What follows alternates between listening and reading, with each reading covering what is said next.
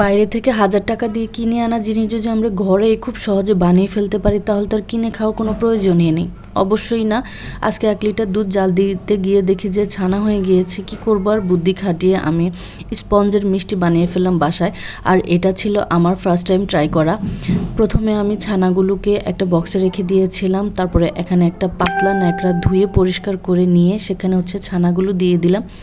এখন আমি এই ছানাগুলোর মধ্যে যে অবশিষ্ট পানিটা রয়েছে সবগুলো হাত দিয়ে চেপে চেপে ফেলে দিব। প্রথমে যতটুকু ফেলে দেওয়া সম্ভব সবটুকুই ফেলে দিব। তারপরে ওই কাপড়ের মধ্যে ছানাগুলোকে মুড়ে একটু বেঁধে ঝুলিয়ে রাখবো, যাতে যে পানিগুলো অবশিষ্ট থাকে সবগুলো ঝরে যায়। 1 থেকে 2 ঘন্টা পর আমি ছানাগুলোকে একটা প্লেটে নিয়ে নিলাম। এই যে দেখতেই পাচ্ছেন ছানাগুলো একদম শুকিয়ে গিয়েছে। ঠিক এ পর্যায়ে আমি 2 চামচ পরিমাণ গুঁড়ো দুধ দিয়ে দিলাম আর 1 চামচ পরিমাণ চিনি দিয়ে দিলাম। তারপরে এই ছানাগুলোকে খুবই আস্তে আস্তে আলতো হাতে তালু দিয়ে একদম মসৃণ করে মেখে নিতে হবে, যেন দলা পেকে না যায় কিংবা ফেটে না যায়। গোল করার সময় খুবই আলতো হাতে মেখে নিতে হবে। আর এই তো আমার ছানাগুলো গোল করা শেষ। এখন এগুলোকে আমি একটা একটা করে মিষ্টির মতো শেপ করে নেব। খুব আলতো হাতে আপনি এটাকে শেপ করে নেবেন মিষ্টির মতো করে। হাতে একটু তেল অথবা ঘিও মেখে নিতে পারেন, তাহলে মিষ্টিগুলো গোল করতে অনেক বেশি সুবিধা হবে। আমি আলতো হাতে একটু একটু করে প্রত্যেকটা মিষ্টি এভাবে বানিয়ে এনেছি। ভিডিওতে দেখে বুঝতে পারছেন মিষ্টিগুলো কত মসৃণ হয়েছে। একটা মিষ্টিও কিন্তু ফেটে যায়নি আমার, মাশাল্লাহ। তো এখানে সবগুলো মিষ্টি আমি রেডি করে নেওয়ার পরে এখানে আমি এখন শিরাটা তৈরি করে নিব।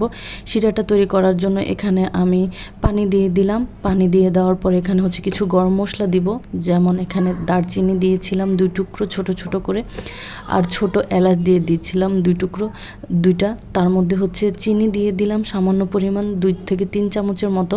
এখানে যে যে পরিমাণ মিষ্টি খাবেন সে পরিমাণ চিনিটা দিয়ে দিবেন। আমি এখানে একটু কমই দিয়েছিলাম, যেহেতু এটা স্পঞ্জের মিষ্টি।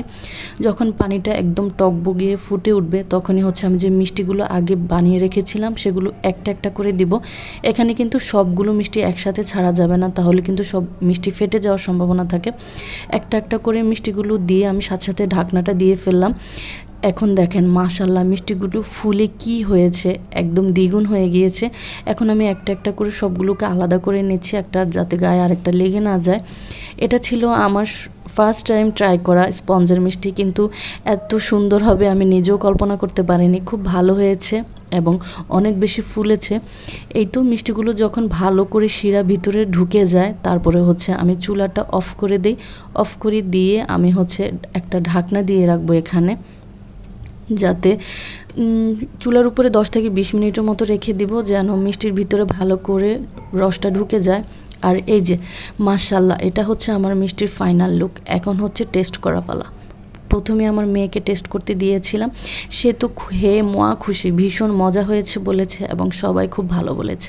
আমার ভিডিওর রেসিপিটি কেমন লেগেছে অবশ্যই কিন্তু কমেন্ট করে জানাবেন, আর বাসায় ট্রাই করে থাকলে জানাবেন। আল্লাহ হাফেজ।